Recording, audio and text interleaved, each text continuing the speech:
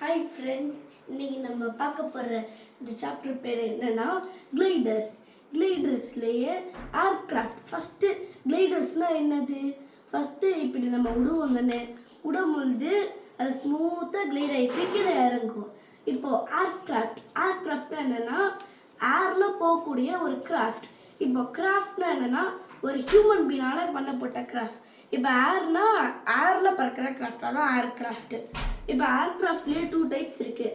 ஒன்று வந்து lighter aircraft, இன்னொன்று ஹெவியர் ஏர்க்ராஃப்ட். இப்போ லைட்டர் ஏர்க்ராஃப்டில் என்ன வரும்னா, இது கூட லைட்டர் ஏர்க்ராஃப்ட் தான்.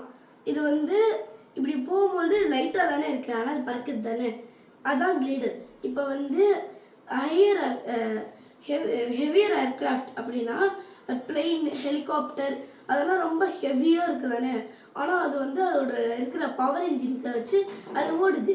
இப்போ வந்து லைட்டர் ஏர்க்ராஃப்ட்லேயே 2 இருக்குது. ஒன்று வந்து என்னென்னா பவர்ட் ஏர்க்ராஃப்ட், இன்னொன்று வந்து நான் பவர்ட் ஏர்க்ராஃப்ட். பவர்ட் ஏர்க்ராஃப்ட்னா இன்ஜின் வச்சுருக்கோம். இப்போ வந்து இன்ஜின் இல்லாததுக்கு தான் நான் பவர்ட் ஏர்க்ராஃப்ட். இப்போ வந்து இந்த மாதிரி மெயின் ஃபோர்ஸ் என்னென்னா, இப்போ இதான் ஒரு பிளெயின் இப்படின்னு வச்சுக்கோங்க. இது வந்து மேலே வந்து லிஃப்ட் இருக்கும். லிஃப்ட்னா என்னென்னா இது மேலே தூக்கி அந்த பிளெயின் வந்து ஈஸியாக போகிறதுக்காக இருக்கும். இப்போ நான் பவர்ட் ஏர்க்ராஃப்டில் வந்து வெறும் 3 தான் இருக்கும். ஆனால் நீங்கள் வந்து பவர்ட் ஏர்க்ராஃப்டில் மட்டும் பார்த்தீங்கன்னா 4 இருக்கும். இப்போ வந்து இது நான் பவர்ட் ஏர்க்ராஃப்ட் தானே, இதுக்கு வந்து என்ன இருக்குன்னா லிஃப்ட்னா இது மேலே எப்படியே கூட்டு போகும். வெயிட்னா இது கீழே கூட்டு போகணும். ஏன்னா இந்த கிராவிடேஷனல் ஃபோர்ஸ் வந்து எதாக இருந்தாலும் பிடிச்சி இழுக்கும், அதனால அது கீழே கூட்டு போகும். இப்போ ட்ராக்னா நீங்கள் சைக்கிளில் வேகமாக ஓட்டிகிட்டு போயிட்டுருக்கீங்க, உங்களுக்கு காற்று இப்படி பிடிச்சி தள்ளும் தானே, அதையும் நீங்கள் இப்போ மீறி போகிறீங்க தானே, அதான் ட்ராக் ஃபோர்ஸ். இப்போ வந்து வெயிட்டும் ட்ராகும் சேர்ந்து இந்த லிஃப்ட்டு மட்டும் தாக்கு பிடிச்சிட்டு இருக்க முடியாது தானே, அதனால வந்து அது வந்து கீழே போயிடுது ராக்கெட். இப்போ பவர்ட் ஏர்க்ராஃப்டில் என்ன இருக்குன்னா வெயிட், லிஃப்ட், வெயிட், ட்ராக், பின்னாடி வந்து த்ரஸ்ட்னு ஒன்று இருக்கும். த்ரஸ்ட்னா என்னென்னா ட்ராகுக்கு ஆப்போசிட். இப்போ வந்து ட்ராக்னா என்ன சொன்னேன், இப்படி பிடிச்சி தள்ளுறது தானே ட்ராகு. இப்போ பிடிச்சி இழுக்கிறது, பிடிச்சி புல் பண்ணுறது ஃப்ரண்ட்டில் பிடிச்சி.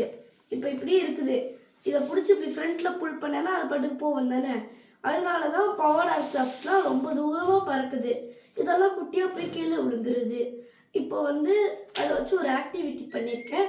இதுக்கு என்ன வேணும்னா ஒரு பேப்பர், அப்புறம் செலோ டேப், ஸ்கேல், சிசர். இப்போ நீங்கள் என்ன பண்ணுறீங்கன்னா ஒரு பேப்பர் எடுத்துக்கோங்க. நார்மலாக நம்ம ராக்கெட் செய்வோம் தானே, அது மாதிரி இப்படி மடிச்சுக்கோங்க. மடிச்சுட்டு இதை இப்படியே பின்னாடி மடிங்க.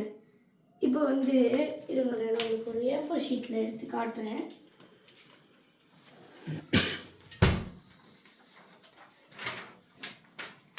இப்போ வந்து இப்படி இருக்குன்னா நீங்கள் வந்து ஃபஸ்ட்டு இப்படி மடிங்க. மடிச்சுட்டு இதை வந்து வெளில எடுத்துருங்க. எடுத்துட்டு இந்த ஒரு கோடு இருக்கும் பார்த்தீங்களா, அது மேலே இப்படி வச்சு இப்படி லைட்டாக இப்படி பண்ணி விடுங்க. அப்புறம் திருப்பி இந்த மாதிரி வச்சு பண்ணுங்க. இப்போ இதை என்ன பண்ணுறீங்கன்னா இதை எப்படியே மடிங்க. மடிச்சுட்டு இப்படி இருக்குமா உங்களுக்கு. இப்போ வந்து நீங்கள் வந்து இப்படி சைடில் வந்து மடிங்க. இந்த கோடு வரைக்கும் கூடாது, கோடுக்கு கொஞ்சம் இப்படி கேப் இருக்கணும். அதே மாதிரியே இந்த சைடும் பண்ணிக்கோங்க. இப்போ நீங்கள் பண்ணினதுக்கப்புறமா இந்த ஒரு எக்ஸ்ட்ரா இருக்கும் பார்த்தீங்களா, இதை தூக்கி இப்படி மேலே வச்சு விட்ருங்க. மேலே வச்சுட்டிங்கன்னா இப்போ பாதி வந்து நம்ம ஒரு ராக்கெட் ரெடி ஆகிடுச்சு. இப்போ வந்து இப்படி வைங்க. இப்படி வச்சு ஃபோல்ட் பண்ணிட்டீங்களா, ஃபோல்ட் பண்ணதுக்கப்புறமா இதை ரெக்க மாதிரி இப்படி மடித்து விட்ருங்க. ஒன்று முக்கியமாக என்னென்னா இது வந்து கரெக்டாக இருக்கணும். அதே மாதிரியே இப்படி திருப்பி அதே மாதிரியே பண்ணுங்கள். அவ்வளோதான், நம்ம ராக்கெட் ரெடி. இப்போ இதுக்கு என்ன பண்ணணும்னா இது வந்து இது பண்ணாமல் இருக்கு தானே, இது வந்து இப்போ இப்படி இருக்கக்கூடாது. ஆக்சுவலாக இது வந்து இப்படி இருக்குன்னா இப்படி கொஞ்சம் கர்வாகி இப்படி இருக்கணும். கர்வாகி அதே மாதிரியே 2 பக்கத்தும் பண்ணிக்கோங்க. நான் கொஞ்சம் தப்பாக பண்ணிட்டேன், அதுக்கு சாரி. இப்போ வந்து இப்படி வச்சுருக்கீங்களா, அவ்வளோதான், வந்து ரெடி. இப்போ என்ன பண்ணுறீங்கன்னா இந்த செலோ டேப்பை வச்சு இந்த இடத்துல கோடு போடுங்க. ஏன்னா செலோ டேப்பை வச்சு இந்த இடத்துல ஒட்டுங்க.